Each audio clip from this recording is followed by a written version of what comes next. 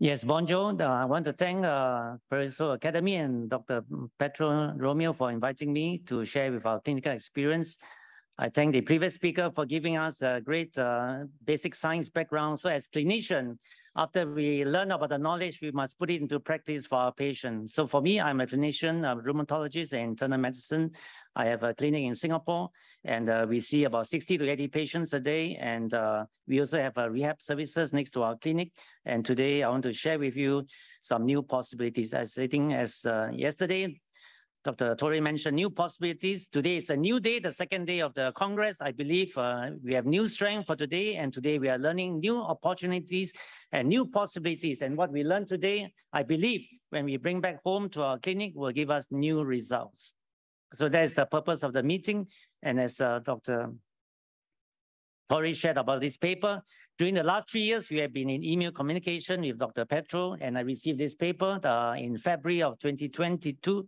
This year, 2022, and I read it with great interest. And I would like to point out one patient, patient number 8 in this paper, 8 years old, child with hemorrhagic stroke, had transcranial occipital treatment with the diamagnetic therapy, pain control, fast fiber stimulation, liquid movement, total of 10 sessions. And after 10 sessions, the child had better ocular response to external stimuli, more reactive to external light, colors, and objects. I think at the background of the basic science that Dr. Torre has explained, this is what we want to see, the outcome in our patients at the end of the day. If there's so much good things happening, but the patient does not experience any difference, then our science is in vain.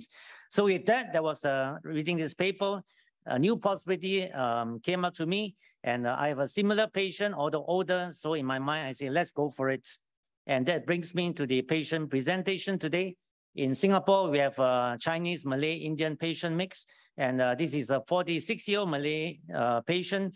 He works in the airport as a security supervisor. He's very busy monitoring the airport traffic. Unfortunately, in July 2020, his sudden loss of vision in his left eye, MRI of the brain showed the right occipital stroke, infarct, and the MRA showed occlusion of the right P2 segment of the pica artery, posterior inferior cerebellar artery. In Singapore, we have many diabetic patients. So he's a patient with diabetes, hypertension, 2 risk factors. He was seen by a neurologist, study of aspirin. However, his friend referred him to me as an internal medicine specialist because I know the friend very well. And I switched him to clopidogrel and started on NeuroAid. This is a good stroke recovery supplement that we have used in Asia for the last 10 years. And with good results. We did some blood works. Cholesterol was high, triglyceride was high, 270, LDL was high, vitamin D was very low, 23.2 nanograms, homocysteine level was a bit high. So these are all the vascular risk factors that we try to optimize for our patient.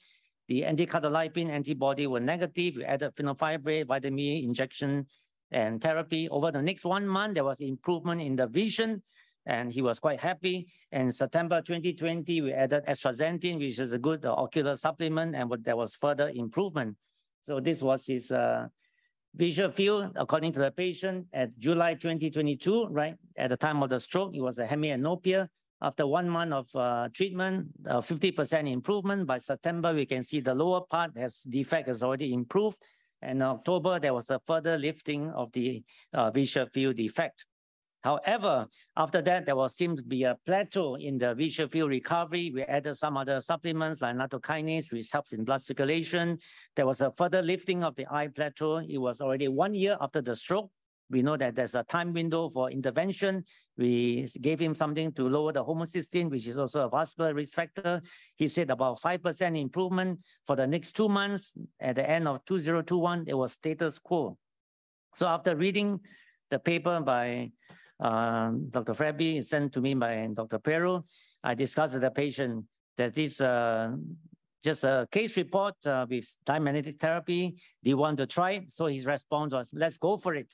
So in February this year, we started diamagnetic therapy, 8 sessions to the right occipital region, February 24th to 12th of April, once a week, 8 sessions we did according to the protocol. There was published pain control, 7 Hertz, 90 joules for 10 minutes, power stimulation, fast fibers with power of 5 for 5 minutes, and movement of liquids, 100% intra-extra for 5 minutes. So a total treatment duration of 20 minutes per session. So what was his result? First 2 sessions, he said, doctor, there's no difference.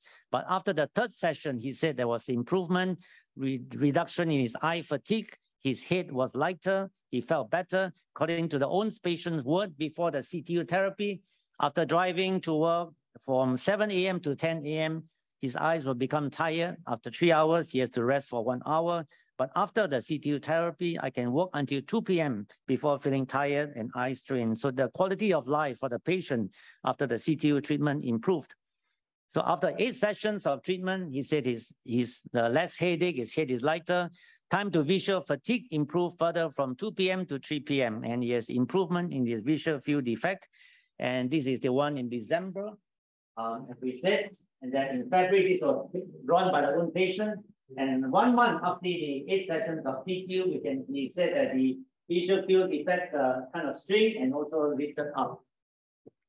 So this is according to the patient. There was a further improvement in the visual field defect after 8 sessions of CTU therapy, and that was the result after 1 month of treatment.